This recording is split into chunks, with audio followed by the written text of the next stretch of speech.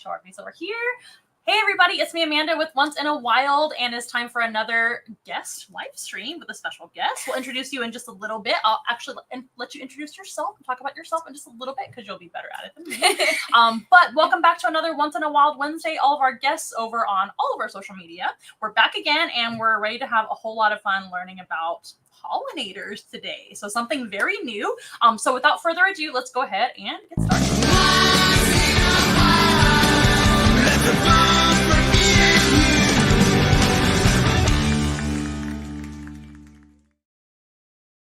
Okay, everybody, once again, welcome back to another Once in a Wild Wednesday. My name is Amanda, and I have a very special guest today.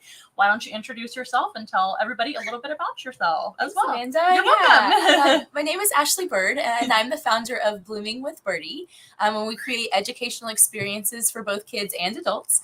And I'm also the director right now of the Monarch Butterfly and Pollinator Festival that's coming up this weekend, which is why we're talking about pollinators. Yes, what good timing, right? I know, perfect timing. So the festival's coming right up, which we'll talk about a lot today, yes, because we need you guys to come out and support.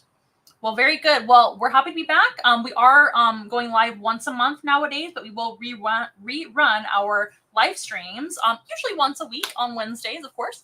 And you never know what special guest is going to pop up, so stay tuned for a whole bunch of really fun ones coming up. But if you've never been here before, my name is Amanda. Our company is Once in a Wild, and we don't just do virtual experiences. We actually bring the zoo to you in the San Antonio and metro area. We can go all the way to Austin and south equivalent distance from Austin. I guess it's like maybe an hour or two away from San Antonio. Just let us know if you're interested in any classroom appearances, birthday appearances, or really anything at all. We can bring the zoo to you, and that means not just a petting zoo, but also an educational experience as well. But I do want to talk more about our special guest, so I'm going to let her just kind of take over the show. Okay, perfect. So what are we? So the Pollinator Fest is coming up, but let's talk about you first. Like, a little bit of your background. Where are you from? Yeah. What is your job? Yeah, perfect. So I actually come from the world of education. I'm a Montessori teacher, which, are you familiar with Montessori? Of course. We visit a lot of Montessori schools. I bet you do. Yes, so Montessori, for those of you that may not know, is really basically at the end of the day, hands-on learning, where you get to have experiences in education by doing physical things with your hands and with your body in order to learn. Yes.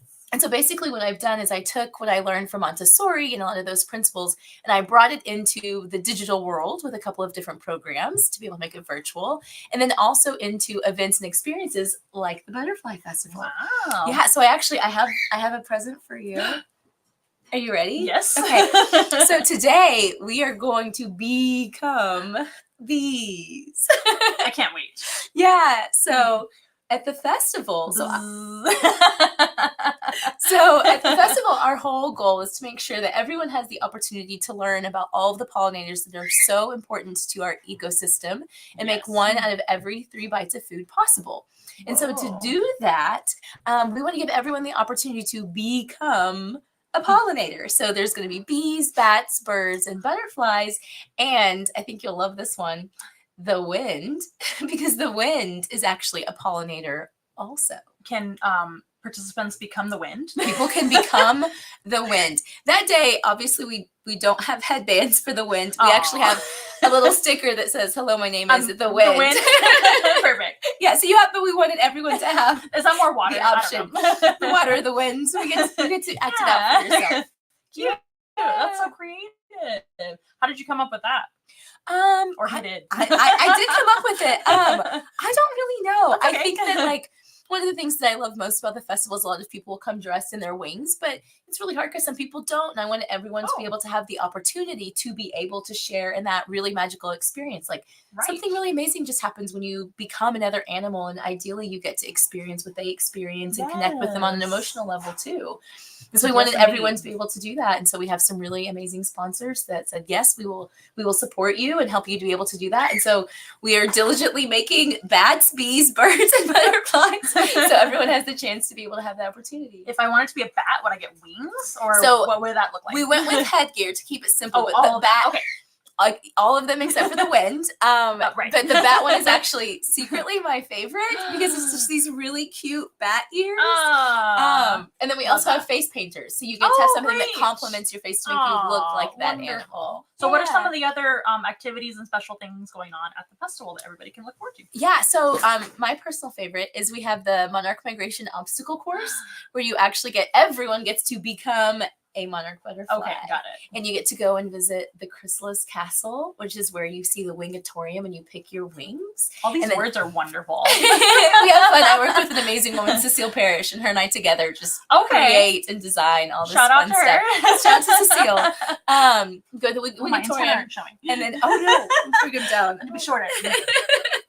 And then after you visit the Wingatorium, you go through and you learn about the migration, and then you get to firsthand experience it with 2 scales. So we have these huge, big wooden milkweed plants, which is the host plant for the monarch butterfly. Of course. I mean, yep. I'm just kidding. Right. Obviously. Yeah, which means that it's the only plant that it can eat and the only plant that it can lay its eggs on. So we have these huge milkweed, which is why it's important to plant milkweed. But we have these huge milkweeds where you get to go through and you fly over with your egg, and you lay your egg, and then after you lay your egg, you die. Yes. So then you die, but then you're reborn as the butterfly again, and you're the egg, and then there's leaves, and you get to eat your leaves, and then after you eat your leaves, you go into your chrysalis. So we have sheets that you get wrapped up in. You go through your chrysalis, and then you go through this about 3 or 4 times so you get to Canada. And then once you get to Canada, you flip around because it's too cold. This is starting to get in the wintertime and the fall, and that's what marks the fall migration. But this is the coolest part. So the fall migration is actually what they call the super generation. So we've lived and died and lived and died and lived and died all the way as we've moved north.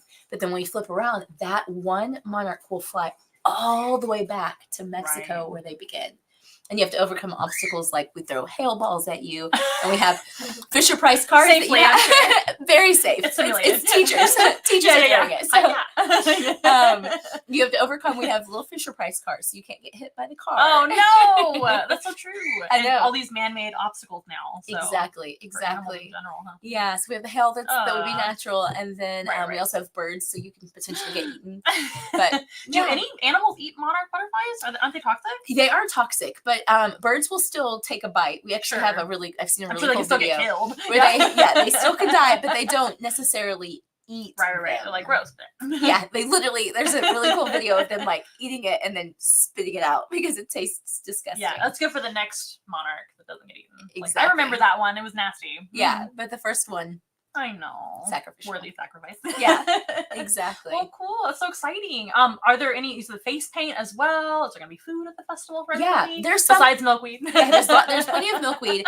There's tons of plants. We do a plant giveaway, a tree giveaway, cool. And then we have over 35 education partners to do hands-on activities and experiences throughout the day. So cool. We're doing for the first time we're doing a ladybug release. We've never done a ladybug release, which are really important to be able to support our pollinators. And then we also have just Bear Brass is going to be there, so there'll be fun music. And then we have some limited, more like snack options. Okay, fair enough. Yeah. And how many people are you expecting? Do you know yet? Last year we had around 3,500 people. Oh, nice. We've done a lot of speaking with the community, working with the community. So we're hoping for closer to 5,000 this year. Oh, that's so exciting. And the weather's supposed to be nice. It's supposed to be beautiful. It's been the worst summer of all time. In case you guys missed it. It's been the hardest for events ever. Yep, definitely. But we're looking forward to a very brief but sure enough fall, right? It's coming. A little bitty fall, but it's almost just here. The monarchs are here. I've seen monarch butterflies. I know. That's so exciting. I've seen a few as well. So many questions I have for you, but also besides the it's once a year, right? That we do this particular festival. What else do you do throughout the year? Yeah, so we have as a company. Yeah, of course. So we have a really cool program called Caterpillar Condos for Classrooms, where we actually with the monarch butterfly. So it happened just a few weeks ago, where classrooms get the milkweed plant, which is the host plant for the monarch butterfly, and they get 2 caterpillars, and then they get to observe all of metamorphosis, which if you've never been able to see, and actually, I have another present for you. Yes, or I'm gonna let you hold candy? This. It looks like it. It is for some animals, perhaps. Or true. I won't eat it. Yeah. So that is actually a chrysalis. It looks like a gummy bear, but it does not. Look. I'll hold it up for. Oh, it's so tiny. Ooh. Can you see it? There we go. Little bitty chrysalis. Bitty chrysalis. Is this as big as they get? That is They're as big so as they get. small. They're Oh, really drop small. it. Of course, they vary depending on the monarch itself. And I Gorgeous. watched that one. I say getting spun because that's what it looks like. So the caterpillar, after it's eaten enough milkweed, it goes and it hangs upside down in what's called the J shape. And then it's incredible. Like I've seen it. I saw it this morning. I've seen it many times. But I still don't know what I'm seeing. Right. So I've seen it too, like videos of it, and it's like you're watching magic. And so it just it flips upside down, and then it starts to kind of like wobble and weave back and forth. And then you just watch the skin of the caterpillar kind of all goes to the top, and then it just slowly turns green. It is literally mind-blowing to observe. Yeah, so but a lot of people assume it's like a jacket they put on or something. No, it's nothing like that. It completely, and inside that, it completely turns to mush. Like there is no more there is no more caterpillar anymore. The baby one. Yeah. Well, egg, larva, chrysalis, butterfly, right? Yep. Exactly. And not every insect has a metamorphosis, which a lot of people don't realize. Some are just born. Yep. And some don't even come from eggs. Yep, exactly. Like some of the roaches and I think cicadas as well. They just like miniatures. Yep, exactly. Nymphs. Yep, not mantises. Yep, not the butterfly. Nope. The butterfly. They're weird. Yeah. And so moths. so they cool. which have cocoons, not chrysalises. Oh, true. That's different. Because so moth is a cocoon. Yep. And the daytime version of the butterfly is a chrysalis. Yep, Is that always the fact? That is always the fact. Moths have cocoons and butterflies have chrysalis. Yep. Yeah. So then you get to observe all of metamorphosis in the classroom, and then we have saying we make digital content, so then you have videos where you get to watch what's happening. Gotcha. Yeah, so you provide that for classrooms. Yeah. And the actual live experience, if you will. Yeah. And then we participate in a citizen science project. That's why I wore my citizen science shirt. Hello. Yes. I see it. And a citizen science project where you get to support our knowledge of experience, body of knowledge about the monarch butterfly by tagging a sticker in partnership with Monarch Watch based out of Kansas. And so you put on the sticker at the end of it, and then hopefully we're able to collect data if it's found in Mexico about how far the monarchs have traveled. Yeah, so everyone gets to become a citizen scientist. And we also do that at the festival. We have monarch tagging. So everyone gets to, not everyone gets to tag monarchs. There's a limited supply of monarchs. It can't be unlimited. Yeah, exactly. Monarchs for everyone. Yeah. I wish. that would be, solving the problem because, that's the whole reason we're studying them. Because they're not limited. Yeah. Exactly. So you get to tag and interact with the monarch butterfly, which is just incredible. So what are some of the challenges that monarchs are having nowadays? I think so. Actually, right now, one of the biggest issues we have is we have a huge drought. Yes. And so when we have a drought, we don't have the fuel that they need that comes from nectar, that comes from flowering plants. Yes. Like right now, I have a pollinator garden, and I have maybe 2 flowers in my pollinator garden right now. And so as they are coming back on that journey from Canada, as they head to Mexico, because we're situated in what's called the Texas funnel. Okay. So San Antonio, we get all the migratory animals flowing back and forth between northern Canada and south to Mexico.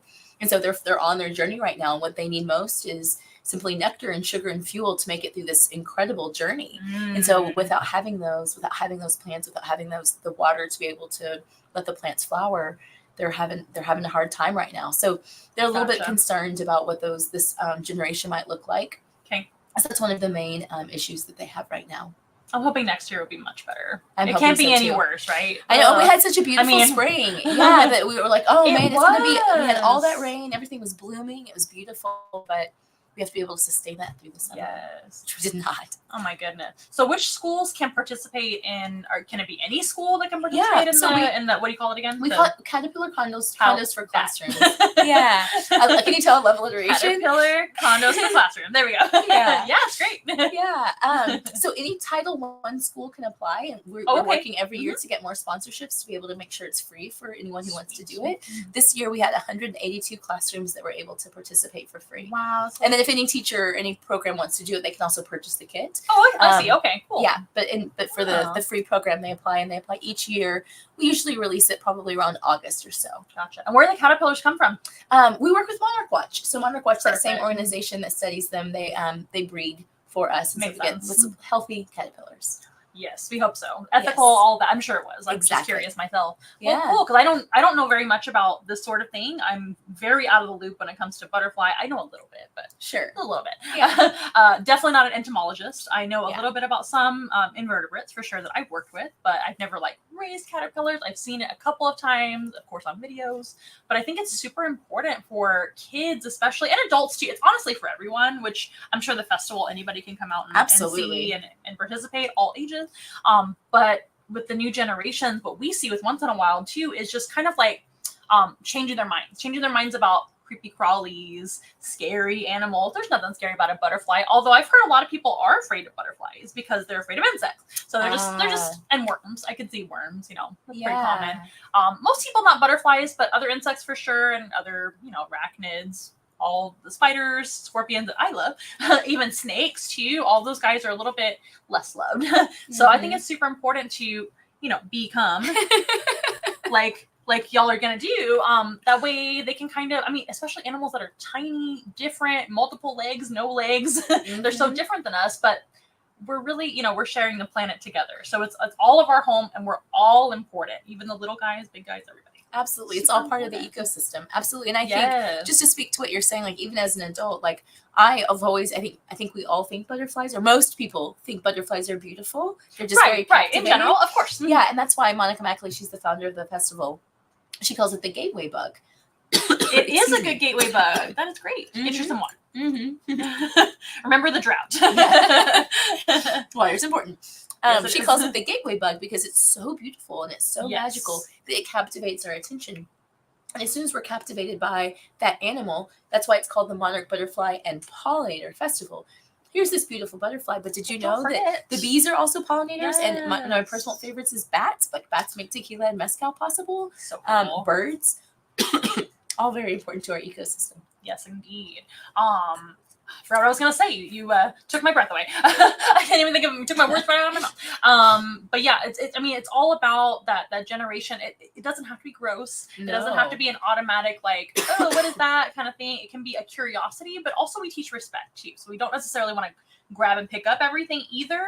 But how did you get into, not to make you talk some more on a dry throat, but how did you get into all this? Have you always liked butterflies and pollinators? So where did it come from? No, that's a great question. So I spent time living in the Amazon rainforest, and that was what I lived in the Amazon rainforest in Ecuador for 2 years. Oh no way! And you can't. You are there just you go. immersed in the rainforest. Like you see animals like that you never even knew existed beyond your imagination. Beyond. Oh. Don't make me laugh. Sorry. Would you like a cough drop? Because I would love a cough drop. That's a singer and public speaker's secret. Cough drop. I think honestly, it's just we've been going and going to the festival, and so. Yes, I understand. Thanks, I appreciate that. Well, that answers a lot of. Because I didn't know. I didn't do very much research today. I just wanted to. I don't talk about that a lot. Yeah, and a lot of people ask me that, like, where did this come from? And I'm like, since I was little, I've been, looking at snails in the backyard and bugs and snakes, and I've always liked them. The only animals I'm afraid of are monkeys and flying roaches. But the not flying roaches, I'm okay with them. Like, for some reason, they're just fast and scary. But monkeys? Monkeys are terrifying. I had a pet monkey. Have you ever worked with any? Yes. You had a pet monkey? Her name was Mona, and what she was species? I don't remember. I wish I did. It was about this big, and it had a white face. Probably she was black. Mm-hmm. She was about this big, and They're the worst. She would. I loved her so. Like she would literally let me play with her. Like she would just roll around in my hand. We don't condone pet monkeys. Oh, no. But that's awesome. That's so wonderful. A little different situation there. They're great animals, don't get me wrong, but they tend to, in human care, be a little mischievous. They're certainly dangerous. They have huge canines. And typically the males are really bad. So they bad. Naughty. Okay. They like to cause a lot of trouble. And they're, they have hands. They also have a tail. It's a hand. It's just a lot. Yeah. So not my favorite. I had a positive experience with Mona. That's awesome. Mona's a great name. So that was where I actually fell in love with the butterfly. So in the Amazon region is many rainforests. There's a butterfly, the blue morpho. Are you familiar with the blue morpho? Mm-hmm. It's my two-tone. Mm-hmm. They're beautiful. So that's why they call them that, right? It's like morphing into a different color because they're brown and blue. And it's in part too because so the blue in the wing is not actually the pigment blue. It's not a reflection of the color Right. blue. It is a reflection of the visible spectrum of blue, because the wings themselves have a really tiny nano structure Yes. that reflects blue light, which is what makes it iridescent. But what makes it, where you're in the rainforest and it's just lush, like green, and then you see these like wild pops of bright blue, and it's which just is such a rare color too. Exactly. Mhm. So it was just, that was what captivated me. And then when I moved back So cool. to Texas, after a couple of years, I bumped into Monica Mackley, tagged my first monarch butterfly, and I was like, oh my gosh, like just totally fell in love with the animal Yeah. itself, and then realizing that it needs a lot of work. Like there's so much work to be done in educating the community and being able to help not only the butterfly, but all of our pollinators that are so important. Mhm. I was like, oh my gosh, this is really amazing work. And then I can also leverage education and Montessori and be in classrooms and stuff like that. Like, I'm so happy doing So what you I were a do. teacher and then moved away to the rainforest? Um, What happened? Yep. Pretty much lived So in the rainforest for a interesting. couple of years. Yeah. And then moved back and kind of did a few other jobs. I have an entrepreneurial spirit. My family's entrepreneurs, worked with them for a little while. You're very brave. It's a lot. Yes, it is a lot. And I love the risk reward, True. I really love the opportunity to be able to do what feels the most important to me, like come up with things like the people as pollinators experiment. Like what happens if, I called it an experiment because what happens if everyone becomes a pollinator for the day? Are people going to walk away feeling more appreciative? If I spent the day being a bee, am I going to be afraid of it the next time I see it? Or am I going to embrace it Right. for what it is and how it supports us? And that's, of course, a lot of what we do too, is we'll have snakes are my favorite animal. And so we'll bring snakes, and then the next time somebody sees a snake, we of course don't encourage people to pick up any wildlife if you don't know what you're doing. Exactly. Only entomologists and only herpetologists, and if you have some, some good supervision, I guess. But even adults, like leave them alone. Yep, We don't want to absolutely. hurt the animal or yourself. But it can kind of help them respect the animal next time. So they see a snake, they're terrified. Maybe next time they'll just kind of be curious and maybe take a picture. And oh, that snake is just another animal. It's not anything that they don't even care about us. They want nothing to do with humans. They're afraid of us. If we get near them, they're just gonna go away. No big deal. So this is very similar to what we do, which is pretty cool. Yeah. So how many festivals has it been then? Just a few? This will be our 8th year. 8th? And then this is my 5th year. Oh, okay, gotcha. I'm pretty sure this is do my the 5th math. year. Yeah, because Monica Mackley is a founder. Oh, okay. I didn't know 3 that. years before that. Yeah. Oh, cool. Yeah. Of So the she festival. brought me in. Mm-hmm. But you're the founder of your company. I'm the founder of Blooming with Birdie. So when did you get started? Well, in 2020 during COVID, Monica asked me to do the Caterpillar condo. She had built the condos, and she asked me to do the curriculum to support it and to design this program for people to be able to learn about all the stages of metamorphosis. I see. With my experience. Yeah, absolutely no problem. Build out the curriculum. And then we realized that no one's at school. Everyone's at home. Yeah. So we had to create a digital version. And so I'm actually curious. So I'm curious too. I would love to know for you. So I was asked, who are your heroes in children's media and children's education? My heroes? Like, who did you watch? Who did you learn from when you were a kid?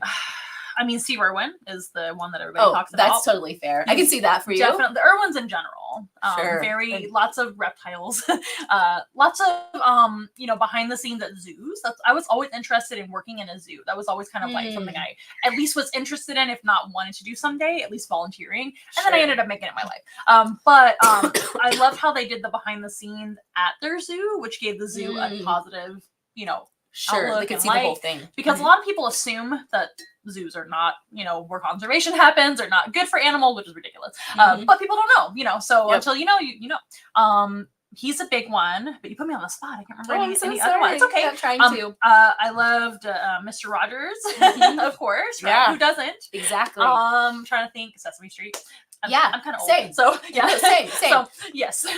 so lots of fun, fun, but also wholesome. Absolutely. Kind of, Same. So for me, it was more. I just, those are the ones I can remember. Of course. So KLRN. Yeah, exactly. So for me, it was Mr. Rogers and Bill Nye. Oh, okay. And I love him too. I'm not as I've watched some of Bill Nye stuff, but I can't remember a whole ton of it anymore. I need to rewatch it. He was my favorite. Him. Don't get me wrong. I've seen him now as an adult more than I did as a kid. But definitely Mr. Rogers. Yeah, I still remember that's where I learned like Roy G. Biv, like the visible spectrum. Mm-hmm. Yep. Bill Nye. I remember learning that in school though, but yes. Yeah. So I decided to lean into the inspirations I had, and that's how we created Blooming with Birdie and all the educational content, which feels like when you watch it, it's like a TV show. That makes sense. There's motion graphics. It's really interesting. There's great music to really captivate children, to keep them engaged while they're learning about the animal. Yeah. Very cool. Well, that's so exciting. And then, so you started in 2020 or? We started in 2020. Yeah, because we made the videos. I went into the schools and we just got really, really positive feedback. They're like, this is amazing. Okay. We love it. And as soon as it was released into the community, I had other nonprofits and other educational organizations reach out to me saying, hey, can you make content for us? And I was like, oh, I guess. Like, let me figure this out. Yeah. And so I went to Geekdom. Like, maybe. Yeah, maybe. So I went to Geekdom and like took some business classes and really kind of got my business off the ground. And then we've done really well ever since. So we create educational content for people, especially for nonprofits that need support with that educational piece.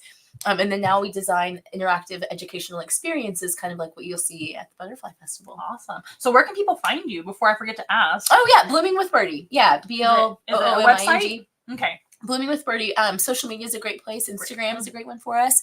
And then bloomingwithbirdie.com. BRD. And we'll be sure to put it all in the descriptions of this particular live stream as well. But yeah, I'm sure there's tons to find out there. So how many videos have you made? Do you know how many you've done? So many. Oh gosh. We've done caterpillar condos. We've done pollinator garden starter kits because of what we were just talking about. In order to support all of our friends, they have to have pollinator plants, and native plants are the best food that they can have, the most nutritious. So how do you keep and how do you pick your plants and how do you keep them alive? And don't over mow, don't over prune. Don't rake up the leaves. There's so many animals. So many things. Yeah. Yeah. So we have a whole video series with in partnership with Rainbow Gardens where you get 2 plants and then you get access to all the videos to learn about it. So we have that one.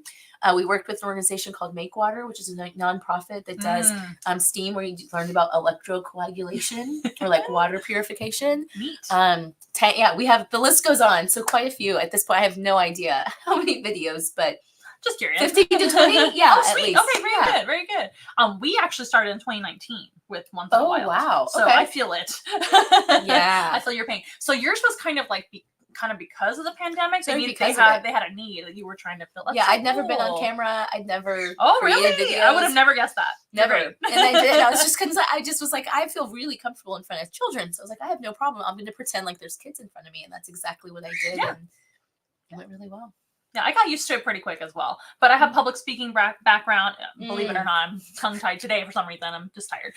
But public speaking, drama. Oh, okay. So all these things that you're incorporating reminds me of like elementary drama class that I used to do, which is so much fun. Favorite classes, drama and art, which is why my first degree was in art and photography, which I told you behind the scenes before we started.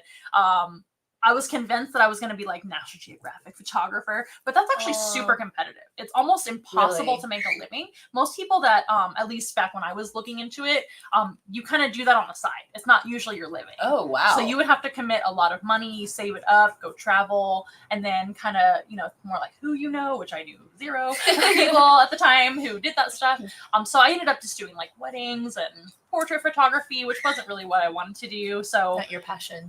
Exactly. So my passion was nature and animals and changing people's minds about creepy crawlies and things like that, which is kind of where I was like, okay, I'll go back to school for zoology, do that. I worked in several facilities, great facilities, but after a while, it's kind of like, I really want to find something. I don't know. It just wasn't 100% what I wanted to do. Do you feel like you're 100% now? Never. It's never going to be 100, right? Yeah. We're always trying to improve. But I do feel like this is what I need to do. And it's nice to be the boss, if you will. Because I can kind of, if something's not working out, I can change it. Exactly. So I think there's something to be said. And I'm a creative, so that makes a lot of sense. That's for somebody who's an artist. Yeah. Big imagination. Yeah. Who loves animals. Yes. Oh, that's beautiful. Thank you. Yeah. Thank you. Well, it's so far so good. We're having so much fun. Is there anything else you want people to know about the festival coming up? Anything about you at all before we start talking about some animals here? Yeah, I would love to. I'm happy to dig in. I think just to make sure like both adults and children are welcome to come out. It's from 9 to 1. Bring a water bottle and maybe some protection if there is even a little bit of sunlight. And just come with an open mind and an open heart and ready to like have a really fun educational experience about pollinators. And they can find info on Instagram or really wherever. Instagram, Blooming with Birdie for sure. We also have an event right on there where we're keeping people up to date. And then bloomingwithbirdie.com also. Sounds good. I'm just trying to see if we have a few comments. Not too many yet. Okay. Looks like moderator comments. I know a couple people on there. Oh. And like we were saying earlier, we usually get people watching the next day and the next day and things like that. If you guys do want to rewatch the live stream out there, you can rewatch it immediately on Facebook or immediately on YouTube, but we will reshare it as well. Okay, cool. Anything else? Where is the festival gonna be at? I'm sure we can find it online, but I might as well mention that, right? It's actually right next to the zoo. It's at Brackenridge Park. Okay. And we do the whole thing in partnership with the Brackenridge Park Conservancy. They're amazing partners. And it's in the Pecan Grove.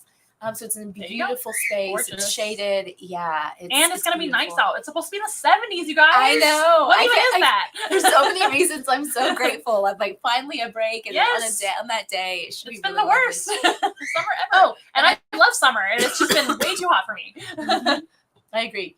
So the other thing I can't believe I forgot to talk about, we're also going to have Urban 15, which are these women that have these like really massive monarch butterfly wings that do dances. I think I know what you're talking about. Yes. They're incredible. And then we also have stilt walkers that are going to be butterflies and moths. Of course. And then a woman named Amparo who's like has a big doll head with it will be. It's going to be a good time, you guys. I think it's like the Disneyland of nature. Just go. You got nothing going on, just go. Just going to be beautiful outside. It'll be fun. Finally, we can be comfortable outside. Yeah, exactly. It's so good. We would go anyway, even if it wasn't 75 outside. So anyways, well, once in a while doesn't have a ton of pollinators per se. I'm trying to adjust my antennae here so I can keep it on. So I can hear and so I can touch what's coming up. But I figure we would bring some bugs on the show today. I know you like bugs. I do. We have some insects, and I have a cute little lizard and a bird. And we'll end with the bird. Perfect. For Blooming and Birdie. I love birds too. Okay, awesome. Do you have any pets at home? I always ask. I do. I have a dog. You have a dog? What's your dog's name? Her name is Cora. Cora? Yeah. Hi, Cora. Hi, Cora. She's at home watching. Yeah. No, she's a mutt. She actually, I found her on my front porch one day. No way. Yeah, and she's a beautiful dog. I think she's really beautiful. All dogs are beautiful. They are beautiful. But she's a Shar-Pei cattle mix, so she has like a big fat nose and like little tiny ears. I can't wait to see a photo. She's very cute. We'll do that afterwards. We have two dogs. We have a border collie and a schnauzer. I always say three. We had three. One sadly passed away not that long ago. She was quite old. That's hard. But it's been 3 for years. So I'm like 3. Oh no, 2 dogs. But we had 2 border collies and 1 schnauzer for years and years. T-Bird, Elvis, and Oliver. But Oliver and Elvis are here, so you can meet them after the show. I will. I would love to. Yeah, border collies are fun. Loyal dogs. Yes. They're one of my favorite breeds. Yeah. They happened to me. I did not seek out border collies because honestly I'm a cat person. My husband's definitely allergic. You met Ricky. He cannot, that's the only animal he cannot be around without having like a lot of allergic reaction to. Thank goodness for what we do. I mean, he's not every other animal's fine, but cats, they just get to him. It's like the closed throat kind of allergy. So it's not like he could die. Yeah. Definitely allergic. Yes. So it's not like, oh, I'm just uncomfortable. No, it's bad. So, so no otherwise cats. I would have a cat because I'm a cat person, but I ended up with border collies of all things. And then he had the schnauzer. Oh, so we blended together. Cute. I'm not a small dog person, and Ricky knows it. But it happened to us. So it's all good, but they're wonderful. We love dogs. We love all pets. And then all of our animal ambassadors. So let's go ahead. Shall we meet bugs first? Let's just jump right in. So we have some Madagascar hissing cockroaches, everybody. They do have antenna, just like we do right now. Yeah. We have 5 in here. I will give you one. Yeah. Let's find you a calm one. You have some experience with Madagascar hissing cockroaches. So I taught when I was a Montessori teacher. When I was a Montessori teacher, we had these in our classroom. They make actually a great classroom pet. They do.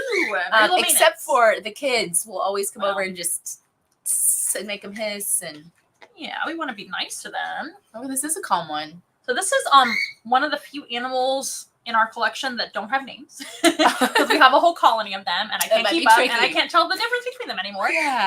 But we love them all the same. So there it goes. We got a leg movement. Oh, good. That one's on the darker side, so it might be kind of going into a molt phase anyway. Oh, that one looks like a girl to me as well. How can the lighter they are, the more recent they've molted. So when they're going into molt, they're quite dark, and then they'll start kind of going a little more dormant. And then how can you tell if it's male or female? Good question. So this one here has the little bumps on the kind of head section. So this is truly their head underneath this kind of helmet that they have. That's their head there. I didn't know that. So this is their head. That's the triangle shape right there. Their eyes are on the corners. And then their antennae are right in the cheeks, right here. So their antennae are actually here. Their eyes are way up here. Oh. And that's their head, but they have kind of like a little, I forget what it's called, but it's like a helmet situation on top, which is part of their head section. And then they have a thorax and an abdomen because they have 3 center body parts. But hissing cockroaches, their body parts kind of blend together. They're not as segmented as some other insect are. Yeah. She's just chilling. I know. Here, She's happy. Let's give you like. I mean, I'm cool, but one that actually you can see him. Yeah, move her in a shell. Maybe, well. And they're actually designed to fall, so that's one of the safer bugs to like let kids hold and things. But if they decide to jump, they will just be okay. And whereas most, oh my gosh, guys, I promise. Here we go. Let's try it. Okay. Oh man. No, they like me. They really like you. They really like you. But we also have the soft table. But I think the thing so these guys, in nature, they'll climb trees and then abandon ship, and they'll just fall right out of the tree and land on their backs, and they're fine. Kind of like a big beetle. I love understanding that that's where their face is. I guess I just never even put that together. But they are anyway. So all roaches are decomposers, right? Detritivores. Yeah. So yes, detritivore is what you call her. But yes, they like to. It's like an earthworm. They eat the detrite, which is like dead stuff. It can be a detritivore can eat plants or meat or both. These guys tend to stick to plants, but they can eat decaying matter of any kind, which is great for the environment. And then they create a lot of soil. Nature's so it comes out the other end, and then we get some healthy soil, and we also get aeration of the soil because they're digging around and things like that. But of course, these guys don't have wings, so I like them a little better than our native cockroaches that can just surprise you in your kitchen. Is that what you don't like about it? Is the surprise it's the quickness. Okay. And the fact that like I didn't know they were there and they're just there. It's terrifying. And there is just like a natural like I want to appreciate because I know how critical they are to our environment, but there is a part of me that just like can't help but feel one of those innate things, I think. But I'm not afraid of any other animal except for monkeys. But those guys, like, I can be around a monkey. I'm not gonna like immediately panic or anything like that. I just don't want to work with them. These guys are clumsy. They're hilarious. But that's one thing that they do when they feel scared. If they're up in a tree and they see like a bird or something, they'll be like ah, and they'll just fall. Wow. They don't fly. So, and the ones that do fly, they do the same thing and they just fly. Wow. Okay. So these guys can't. Yeah, these are cool. They're really cool. I like them. But they are detritivores, like you said. They eat a lot of things. In human care, we usually feed them veggies and things like that. What's their lifespan? These guys can live up to 5 years, which is a long time for a bug, right? I think we had ours in our classroom for 3 years. That's pretty good. Mm-hmm. So they say they multiplied. Mm-hmm. They multiplied over the summer one time like crazy. We came back and we're like, oh my goodness, what are we going to do with all these? No parent wanted to take them. Oh, imagine that. You don't want to add roaches to your house? They're like, no. And these guys don't infest, so if they were to escape, they can't infest. They're not gonna have enough babies to really do much to the environment at all here. That's why they're legal pets to have. Did you know that insects breathe with their hind end? Oh, so the holes in their back there, which is in the abdomen, the little dots in the back, see? Dots. Yeah. That is their sphericals. That's how they breathe and hiss. Okay. So they don't what breathe is the or purpose hiss with of their the hissing? It's to communicate, number one. Usually males will communicate with females for breeding purposes and also other males kind of territorial. Although these guys are colony animals, so they like each other. It's just more like a talking to each other. They're not like violent with each other or anything like that. But they do get a little pushy sometimes, so talking is one way to thumbs up to communicate with each other and be social. But also it's to sound like a snake. So most animals, they hear a snake, they'll leave them alone, and then they can get away, but they're kind of pretending. But a hiss is like a universal leave me alone. Leave me alone. Yep. No, my students would go into the cage and they would just make them hiss. I never really liked that because I was like, were we upsetting them? I can barely even hear it. My hearing's terrible, so people will tell me that they hiss, and I'm like, they did. I heard one when we first started, but they're pretty quiet. I'm smishing on that, not hard, but. No, they're pretty tough anyway. And then, like I said, the males have these little bumps, and those we think are more for like looks. They don't really fight or anything. It's not like antlers or anything like that. They don't really fight or spar with them. They just have them. I love how their antennas move. What is the purpose of their antennas? So antenna can be for touch and smell as well. Some Oh. insects like butterflies and moths, I believe butterflies too. I know moths have like the feathery antenna, so they can also hear with their antenna. But these guys hear with their legs, and it's more of like feeling vibration. They hear with their legs? They have those like kind of hairy looking Yeah, I legs. can They see have it. like little spines on them. Yeah. That's kind of how they hear. Okay. And but these guys will smell and touch with their antenna. That's so cool. How different they are. And it kind of reminds me of a snake, because a snake has a forked tongue, so it's kind of like chew antenna as well. And they also smell with their tongue too. The snake does. Oh my goodness. How cool.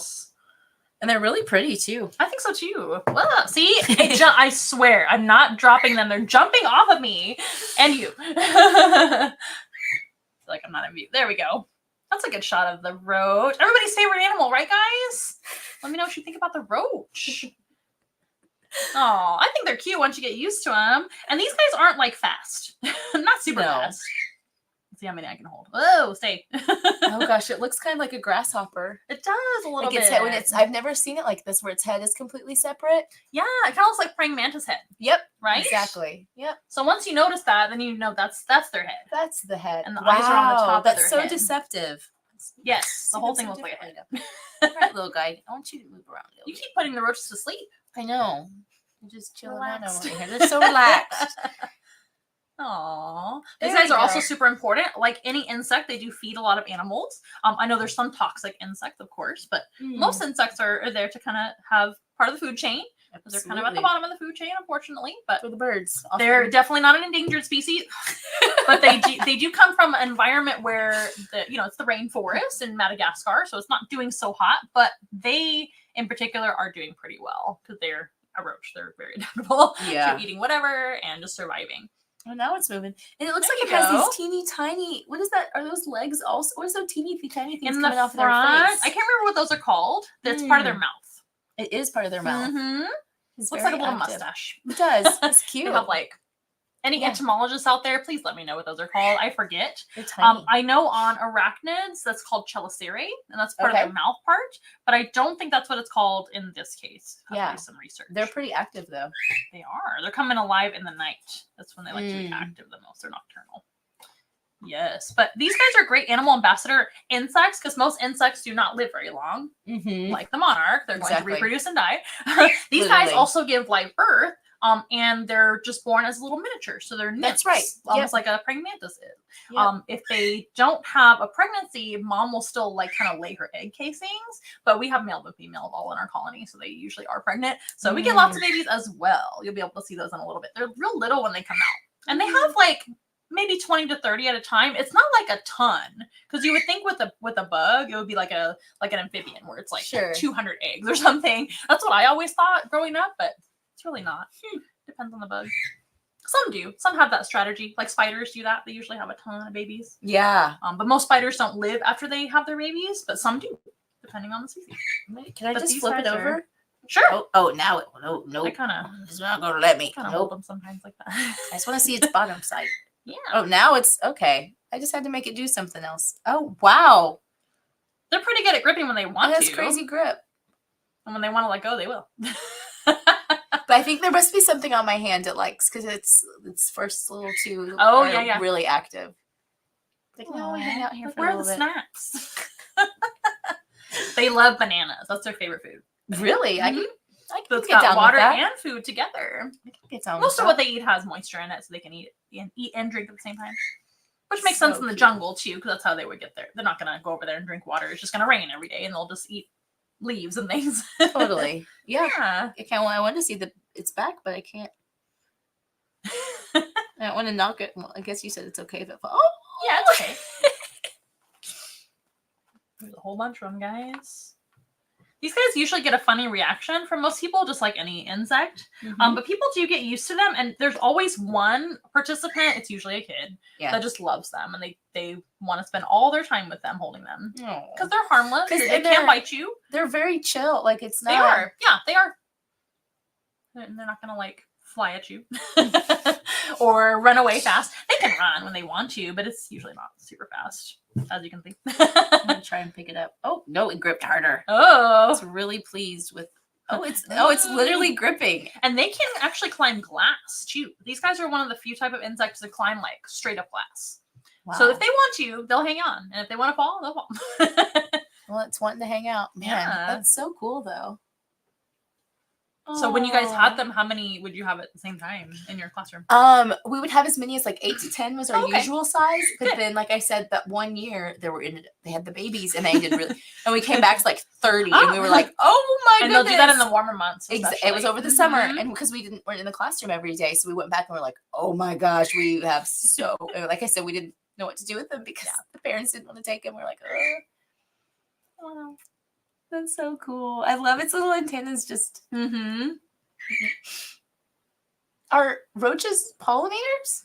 I guess they could be, but I don't think they're considered a pollinator. Okay. And I don't really know what's technically a pollinator. If it pollinates, isn't that a pollinator? So I'm sure they're crawling on flowers and things sometimes, and then that's what I was wondering. By default, pollinating, right? Yeah, that's what I was wondering. Yeah, I'm sure they're not super wide enough because they're not like a super hairy animal.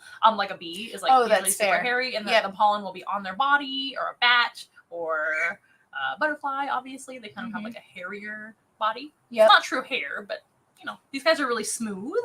So I don't think it would stick as well, but I'm sure it does some. I wonder on their what is belly the and stuff. advantage. I wonder for it being so, because it is extremely smooth and shiny. I wonder what adaptation Maybe blending that in is. like a leaf. Maybe And looking like then that. just having super heavy armor for a bug. Of course, the animals still eat them, but they're a tough bug, so they can fall, as we've seen over and over again.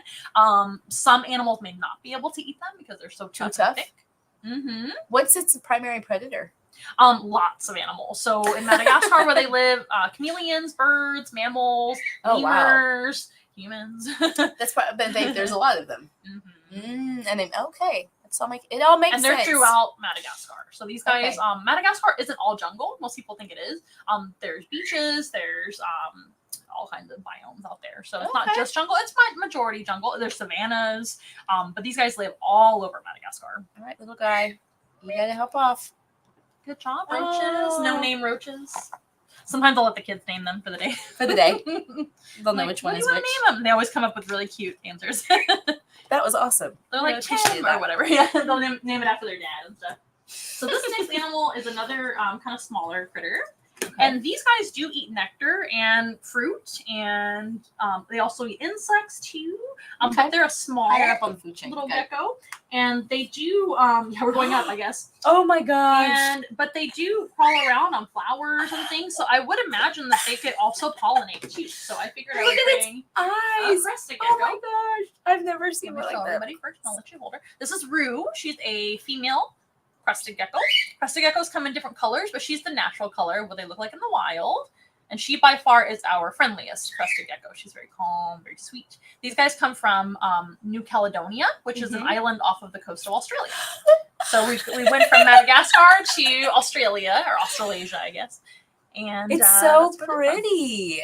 They are pretty. They have beautiful eyes. Yeah. These guys are nocturnal. The roaches are nocturnal too, but you can really tell when a gecko is nocturnal versus diurnal, which is daytime.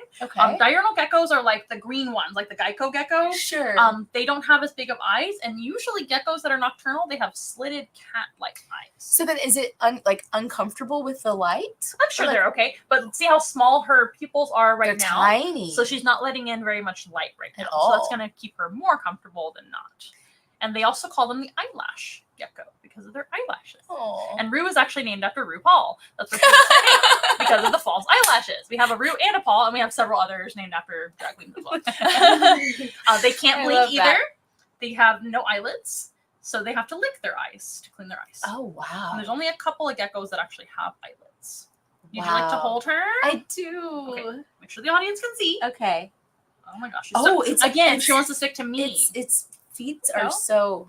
Yeah. They have sticky feet. Their feet are more like, they're not like suction cups. And they're more like little hairs. So it's almost like little lines that work together in tandem to grip. So it's like she's getting a grip rather than suctioning like a frog does. Because frogs have like suction cups that are wet because they're amphibians and they're always wet.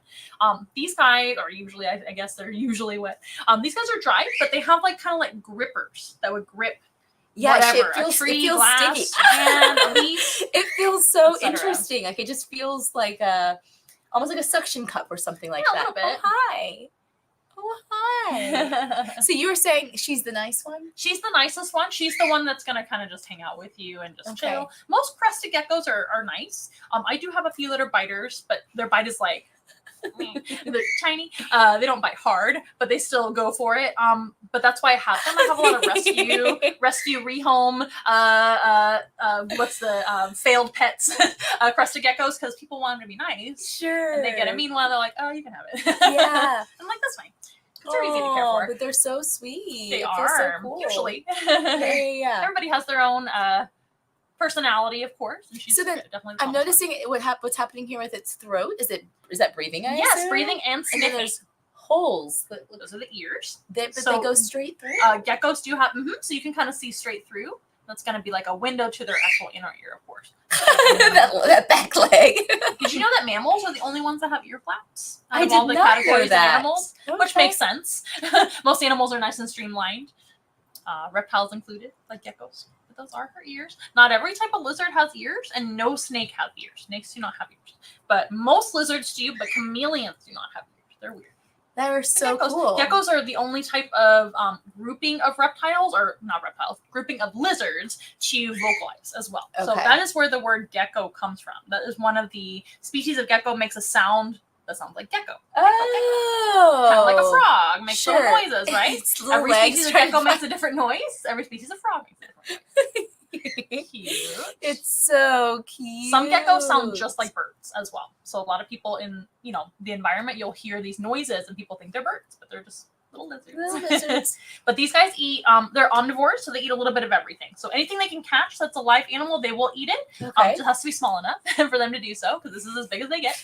Okay, But also they love nectar, pollen, things like that. So I mean, me I would too. assume, honey, things like that. I would assume they do pollinate. then they would definitely be pollinating I mean, if they're eating yes, nectar. It's got to be, got to be dropping around somewhere, being messy. Animals are usually messy Exactly. eaters, so they're Oh, here it comes. doing good by that. It looks like what I imagine a dinosaur to look like. Yeah, it looks like a Face. velociraptor in Jurassic Mhm. Park, right? Yeah. But yeah, that throat movement, tortoises do that, lizards. Mhm. It usually means that they're breathing or sniffing. Yeah. Inhalation of some sort, right? And the Yeah. tongue will come out. They'll explore with their tongue. Very different than a snake. They actually do have like a fleshy tongue. Some lizards have a forked tongue like a snake, and that's going to Oh, give wow. them like extra, like more of a sense of smell. These guys are more like it's a touch and a taste kind of thing, and they're just figuring it Yep. out. How cool. She's very curious right now. So they are nocturnal, so she's probably feeling pretty awake Mhm. right now, getting ready to be awake. And you can see her tail gripping on your hand. Yeah. They have a prehensile tail, but it's not the strongest. And have you ever seen like a lizard lose the tail? Yes. So these guys can lose the tail, but bummer, it does not grow back. It doesn't go So back. it's one of the few that does not grow back. So There's a then couple species like that. It serves a purpose primarily for balance, I assume? Yeah, balance and gripping a little bit, and it can help them if a predator attacks the tail. They can do that one time. They Okay. can get away and do it once, but they can't regenerate. They have no regenerative abilities like other lizards do. But most Oh. lizards, it takes a long time anyway. So even if they were to lose their tail in tail autotomy attack, a lizard in general would take like 9 months to grow back.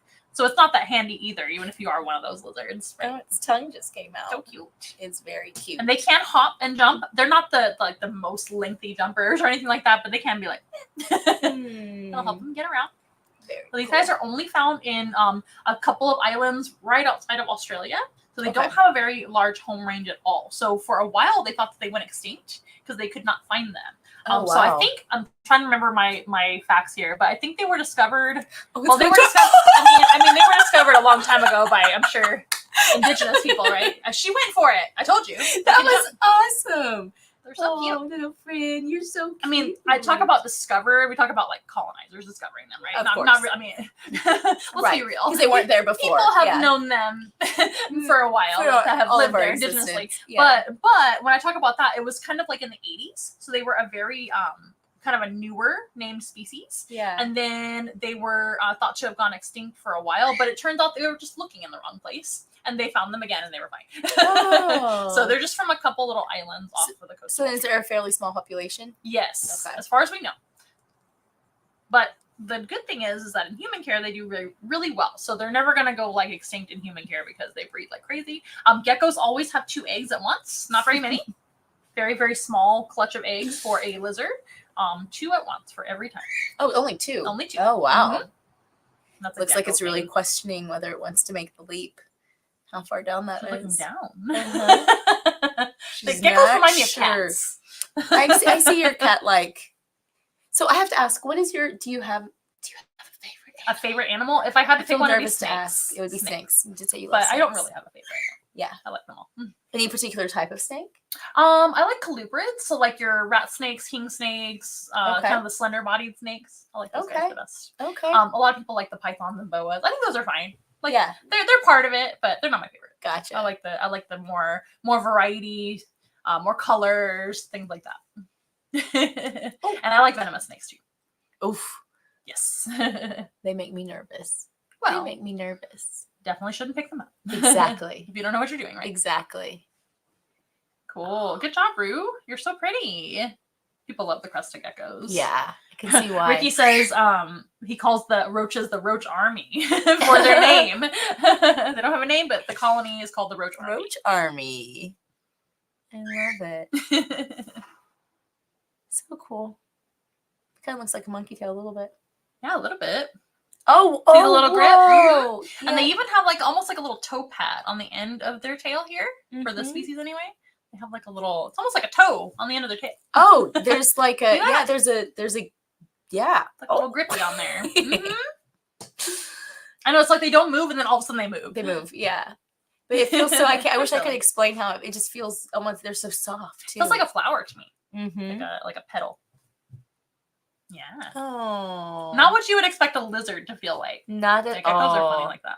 Oh, how cool. Kind of leathery and kind of flowery at the same time. I just love it spread. It's full spread here in the back. Yeah. I'm hanging on. Nobody can see me. There I'm we hanging go. on. That is such a lizard thing too. Most lizards they just spread their legs like that. That's me and my dog after a long run. Spread out. Like Bambi on ice, right? Yeah. Spread out. Spread out. Oh, Rue, you're so cute. Rue is about 9 years old. Oh wow. They can live into their late teens, early 20s pretty easily. So she's got a few more years ahead. She's doing good. Especially in human care. There You go. guys are really easy to care for. They like their nectar. So there's actually a nectar mix that you can mix for them that they sell at the pet Really? store. It's a powder and you just mix it with water. And then Okay. you can give them fruit as well. And you can give them Sweet. bugs, of course. Lots of Yeah. worms, lots of So they're crickets, protein from lots the nectar. of little roaches. Don't tell the other roaches. Just the little ones. Not you guys. Different species. We usually do dubia roaches. I was gonna ask what you typically feed her. Dubia roaches. Those are good feeders for your reptiles out there, guys. Crickets are kind of like tacos without the meat inside. They're just shells. But every now and then it's fine. They like the crickets. Have you ever eaten crickets? Yes. Mm-hmm. It's not bad. It tastes like almonds to me. Yeah. I had it in Mexico. Not a in live one. in a but- quesadilla. but like, yeah, Oh, yeah. not a live one. No, Yeah. no. That's gross. I don't like it wiggling. That's where you draw the line. Well, Ooh, have you eaten gotcha. anything else crazy in your adventure When I traveling? lived in Ecuador, I forgot what it's called. It's a specific type of like it looks like a grub, like a worm. Oh. Oh, look at you go. Oh, we're done. Are we done?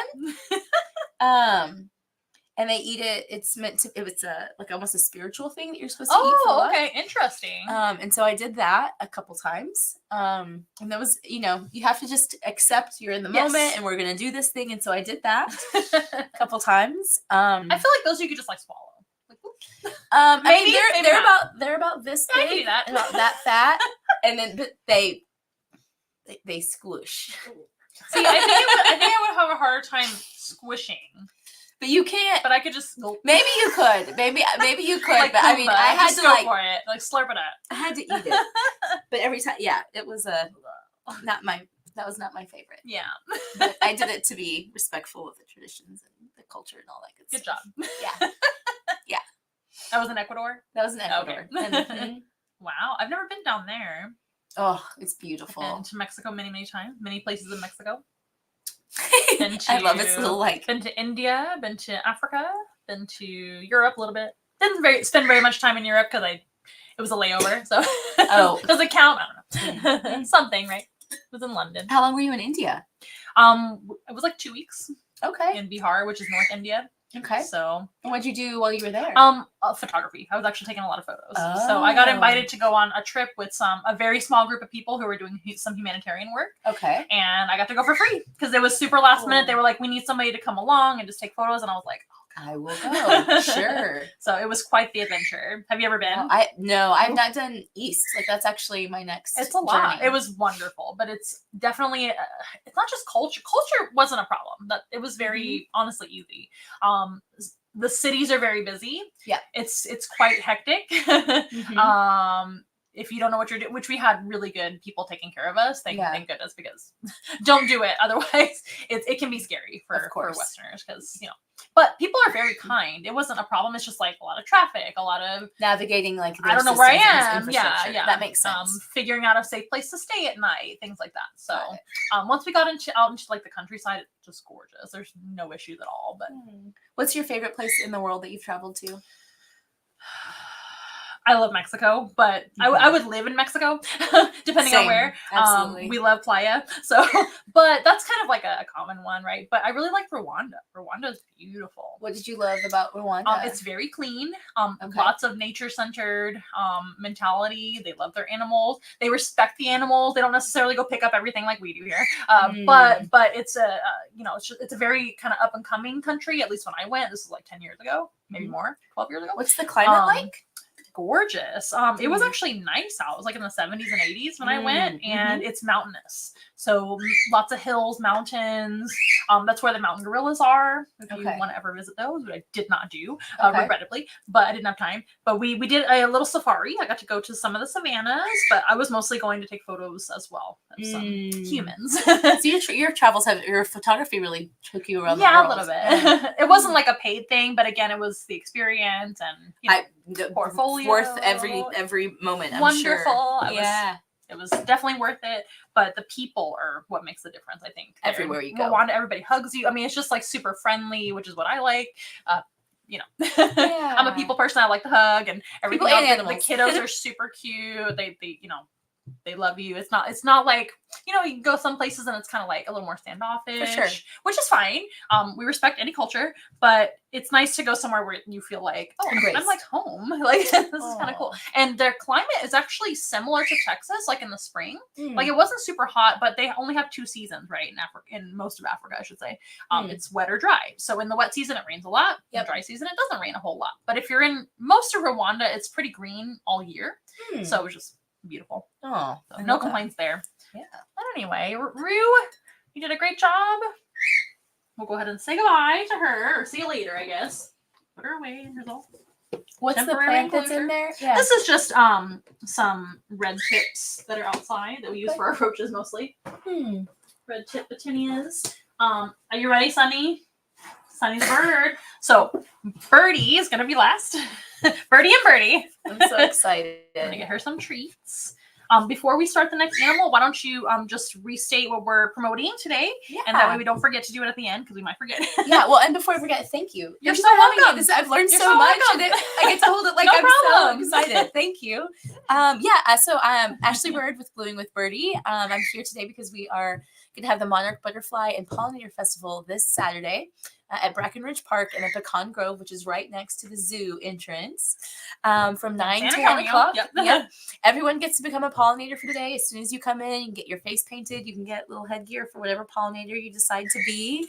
There's the obstacle course. We have over 35 community partners that will be there doing engaging experiences and activities. Come out and have tons of fun. Make sure you visit. It's going to be beautiful weather. Everything's going to be great. Yeah.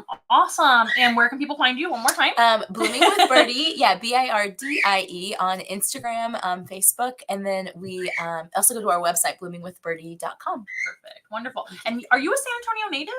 I moved here when I was 12. So yes. Yes, and I moved away and and I've come and gone. So where were you born? I was born That's a bad question. I don't tell people this. Oh, sorry. This is real. No, I tease. I'm from a tiny little town in Oklahoma called Ada. Oh, okay, that's fine. Yeah, I didn't know. I was like, what is she going to tell me now? No, it's just because it's Oklahoma is just a very I've been there. Interesting. It's a very interesting place. It's not Texas, that's for sure. It's next door, though. It is next door. It's on the way to Kansas. It is. It's part of the migratory pathway. So I recently went to Kansas, so I went through there to go get our owl a couple of years ago. So you'll get to see our owl. I do. I thought about bringing him, but he's hard to fit when we have a guest because he's big. So it's hard to get him in view. He's a Eurasian eagle owl. Oh, I can't wait. Okay. So we will show you. It's going to be a little dark out there. He's going to be happy as a clam out there. Sure. But we'll bring some light. Oh, I love owls. Yeah, I might even take him out for you. Yeah. So you can see him. Okay. I thought about it, but I was like, pollinators today? Yeah. Anyway, so we're talking about pollinators. We have to stay on brand today. Sunny, are you ready? Speaking of birds, she's not an owl. She is a cockatiel. Come here, little girl. So this is Sunny. Hi, Sunny. I'm gonna give her a little treat for being, oh my goodness, for being so good. She's a Lutino cockatiel. So in the live stream, she always looks like she's like white, but she's actually not. yellow. She's definitely yellow. In real life, she's yellow with orange like a highlighter. cheeks. Yeah, she's just like a yellow highlighter. Exactly. She's got white in there, For sure. mixed yellow and white, right? It's very But pretty. Lutino is actually a form of being albino. So she's got the kind of dark reddish brown eyes. But you probably know, but our audience may not know. The natural color for a cockatiel is gray. They're gray with white shoulders and they have a yellow head. So these guys have yellow all over instead of just having the yellow head. And she is a girl. She's not nearly as talkative and loud as a male cockatiel, but she still whistles a little bit. But I kind of like that a little bit better. Yeah. She's not as noisy. We had She's better on programs. I grew up with 2 cockatiels. Wonderful. And both of them were male, and it was constant chatter. Constant and they're chatter. not the loudest parrot. I mean, obviously, there's so much louder of parrots, which is why I love cockatiels, because noise is like, ooh, a little too much sometimes, especially indoors. Yeah. That's just how they are, and there's nothing you can do about it. Yeah. But the chatter is definitely different from male to female, and that is typical for birds in general. But cockatiels especially, females tend to be much quieter. So. Oh, interesting. I wish And we we had have known that. Well, and it's hard to tell their gender until you know, too, because as babies, it's really impossible to tell. How do you tell the gender? You can do a blood test, DNA. You can do a feather test as well. Now you don't really have to do blood anymore. That's what I kind of, when I was in the field, back in the vet field, we did blood tests. We would do it with a nail quick. But now you can send off feathers or eggshell if you happen to raise the cockatiel babies or the breeder does. They can send off the shells and get the DNA test that way. So it's much less invasive. That way they don't have to hurt the bird. Right, girl. So we, but also another thing that you can do is just wait for them to grow up and then they start behaving totally different. So that's another thing. And that's what we did because I'm experienced with parrots. You can tell pretty much as soon as they reach maturity who's who. Okay, The males tend to look for the reflections right away and they'll talk to the reflections. That's one little hint. And another thing is, what else? Lots of mimicking. So males will mimic and females really don't mimic. They'll just whistle. That's about it. Is that part of mating, I assume? I assume, but I don't really know the purpose because they're one of the few parrots that do that. Because most parrots, males and females, mimic. Oh, interesting. So who knows? Yeah, interesting. So I would love for you to hold her. She's very sweet with anybody. So you can kind of on a flat hand, and I'm going to give you a treat for her. When she's done with that one, she'll go get this one from you. Yep. And hold her up for everybody to see. Yeah. So close. Everyone can see her very well. Whoa. Seed eaters. So these guys definitely plant a lot of plants because of their seed dispersion. So parrots are super messy. If you guys have one at home, you know that. They're destructive, but in nature, they're going to be eating seeds, dropping a lot of it, and not eating every single bit of seed. Some of it will also go through their body and come out the other end, not chewed up. So that will hopefully plant some stuff too. But mostly it's going to be lots of dropping of the seeds. So they're going to go around all over the place. Do you know where cockatiels are native to in the wild? I do not. So again, they don't look like this in the wild. They're gray and they have the white shoulders, the yellow head, and the orange cheeks. Both male and female pretty much look the same. Females are slightly more dull colored than males. Males are a little bit more brighter, which is a common thing for birds. Not a common thing with parrots. Most parrots look exactly the same male to female. So again, cockatiels are a little weird. They are in the cockatoo family. So cockatoos and cockatiels both come from Australia. Australia and surrounding islands. Australian animals on stage. Yeah, the crested gecko and the cockatiel. But so many people know what a cockatiel is and don't realize where they're from, which I find so funny. I did not know. Yeah. And that's what I was always obsessed with as a kid, is knowing where the animals are from, knowing what environment they're from, what do they do in nature. I always loved learning about that stuff. I like geography as well. I had a good geography teacher in high school and middle school, so that helped me learn about that as well. But yeah, Sunny is about 2.5 years old. She's a girl. We have 2 girls, Sunny and Dandy. And we have Evie, who's our male. Evie, we thought was a girl and he was a baby, but turned out to be a boy. Oops. But Evie is his name. I thought about changing it, and then I was like, nah. He can be a girl name. It's fine. They're one of the most gentle parrots when it comes to their beak because they don't have a ton of bite pressure for a parrot. Yeah. Smaller parrotlets and budgies will have a much stronger bite than a cockatiel for some reason. We had an African gray. That's a much stronger bite. I love African grays. That's one of my favorite species. Yeah, they're talkers. Good big talkers. And super smart. Yes. Most parrots are smart, but those guys are like human smart. Yes. Almost like the border collie of the, you know what I'm saying? Exactly. So my sister and I, maybe that's why I like them. We had her when we were in I was in high school. Oh wow. And her name was Shelby, and she lived downstairs, and my sister and I were upstairs. And my mom would always yell at my sister. My sister's name is Mallory. Mal. To get her to come downstairs. And so then Shelby would be like, Mal. My sister would come down, and my mom, and like no one's down there but Shelby. So we had a lot of fun with her. And they're so funny because they'll mimic everything around the house, even things you don't realize make sound. You can put the crumbs down if you like, get a little break. Even the sounds you don't realize that are making noises.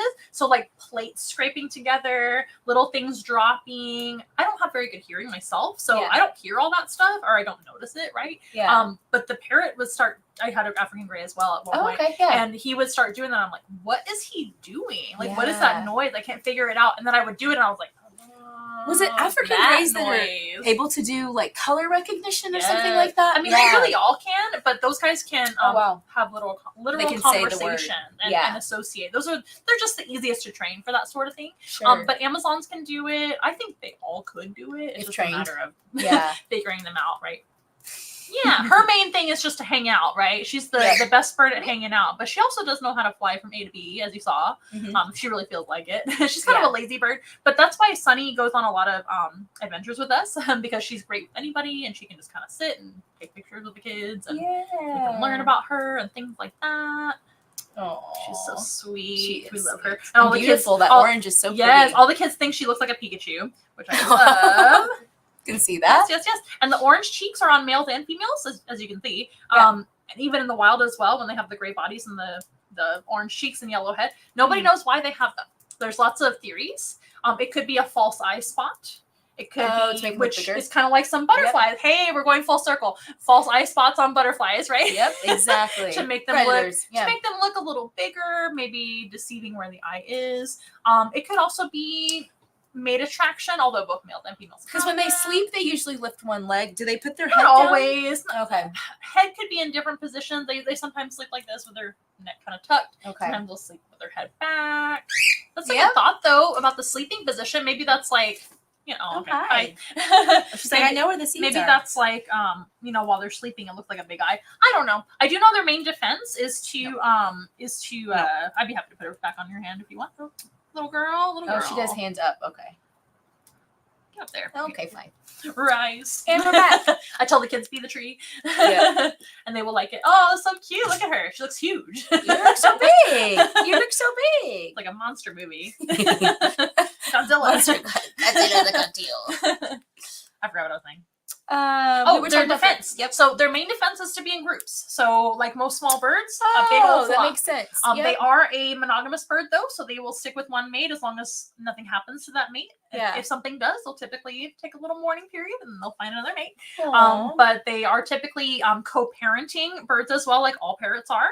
They both take care of the young. It's not just mom. It's gonna be mom and dad equally. Come here.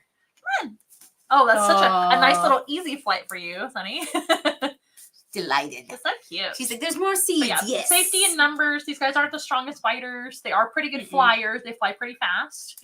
They do like a panic flight. So a lot of times they'll be feeding on grass seed on the ground, and they'll panic fly up, and they'll all do it at once, and that'll confuse their predators. And their main predators are going to be other birds, so like hawks and things like that. Seeds everywhere. Yeah. Her favorite trait is millet. It's also very lightweight, so it flies all over the place. Okay. Let's plant some seeds, you guys. We are planting lots of seeds today. She's helping us. Oh my goodness.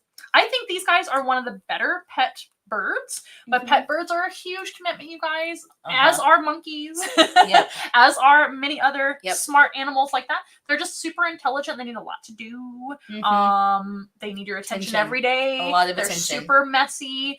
There's a lot of safety hazards with birds you have to worry about. We keep ours flighted, so we have to have a safe space for them to fly around. Yeah. They have a flock to live with. They have other birds, so That's they beautiful. meeting you guys as a collective. So they have company, thank goodness. I think that's easier to have two rather than just one. One was tough because it was attached to like one person, and especially the African gray. It was tough. And that's just the way they are. They think that you're you're their mate. I know you can see her on some of the socials over there. Our 2 views. Cute. Sorry, guys. Sorry, we lost her. She's busy. But they're so cute. They're They become adorable. one of my favorite type of birds. Yeah. Such a common bird to see, but It's there's still so much to learn. Long too. Yeah, they have long tail feathers, kind of like a macaw has. But the cockatoos and cockatiels only come from Australia. So the ones with the mohawk, right? Oh, Sorry, I messed up my antenna. The ones with the big old mohawk, that's mostly for expression. That's just going to be a communication. A little bit more that I can't talk today. A little bit more of a communication feather, but birds use their head feathers to communicate. They can fluff their head. Okay, fine. She's just gonna eat all the seeds off the ground or the table. I mean, she seems happy though. She's very happy. Pleased. And there's a lot, like you said, there's a lot down there. Come on, I have more. Here, come. She's like, no. Okay. All right. Did you know that parrots have zygodactyl toes? They have 2 toes in the front and 2 toes in the back. Oh, that's what that gives them a bit of a zygodactyl. Yep, that gives them a bit of a better climbing ability than most birds. They'll use their beak and feet to climb around, rather than just flying all the time or hopping around like a lot of other birds do. And it gives them a better grip if the wind blows and the wind is pollinating. Right, they can hang onto the tree a little better as well. Oh, I just watched it. Like even Bird go to town on that last one. She just like attacks the seed. So cute. Yeah, not a predator, of course, but still can attack their food. Yeah. Birds, it looks like attack. Parrots can attack anyway, even if they're not predators. They definitely can attack. Cockatiels usually don't. They're sweet. Yeah. Even a mean cockatiel will just avoid you. Oh, there you They'd go. rather not have any conflict because they know they're not very strong. Yep. Yeah. I'll just fly it's a losing away. battle. Fly away. Well, it's been so much fun. Yeah. Sonny, you're a big hit. Here. She's like, there's no food. What am I going for? Whoa. There we go. Yay! There are other pollinating birds too, of course, like hummingbirds. But seed dispersers. Hummingbirds are a big seed one. dispersion is usually what herbivorous birds do that only eat plants, especially parrots. They're known for being super look at messy. that pretty that profile right there. Yeah, you're so Yes. pretty. There's no native parrots to the U.S., but some are invasive. Did you know that? So there's invasive like Quaker parrots and things like that, mostly in Florida. Of course, they're in Florida. I did not know that. But most are south of the border, right? Mexico and below. Hmm. Yeah, it's a little too cold for most parrots to be in Also around. the U.S. and up. Although it's not cold here usually. Not right now. About to be, yay! Although I'm not looking forward to a cold winter. I just want it to be comfortable. Just be comfortable. Yeah, exactly. Can we just please? Well, anyway. Not sweat as soon as you're outside the whole day. Well, Sunny, you're a big hit. Yeah. Well, thank you so much for coming on the show. I guess we'll just end it. Yeah, we thank can you just for talk for having hours. me. I feel like Yeah. you're so welcome. I've Anytime. learned so much. Anytime at all. Yeah, and are you going to be there on Saturday? Are you We're coming? gonna try. We're gonna try. Good. Saturdays are one of our busiest days as well. But we'll try. I'm sure. I would love to for sure, and if not, the next time. Yeah, of course. But you guys better be there. Make sure Yeah. and visit Get to become a everybody out at the pollinator. Monarch Festival. Yeah. Either way, you can give us a follow too. We do all sorts of Perfect. educational stuff all the time. Yes. Well, I would love to come back anytime. Yes. Anytime. This Yes. was amazing. And we'll try to have you back during the day so you can see the animals in the daylight because now it's going to be dark. Good little turkey. But most of our animals are indoors, so you should be able to see all of them. And if Okay, you guys are new to us, by the way, we do have about 100 animals in our collection. You're new to wow. us. And none of our animals actually are adopted out once they come and live with us. So they're going to have a forever home with us. That's one kind of thing that we are very proud of. Once in a while. And most of our animals come from either a previous home, there's some sort of rescue. Every now and then we adopt from reputable breeders though.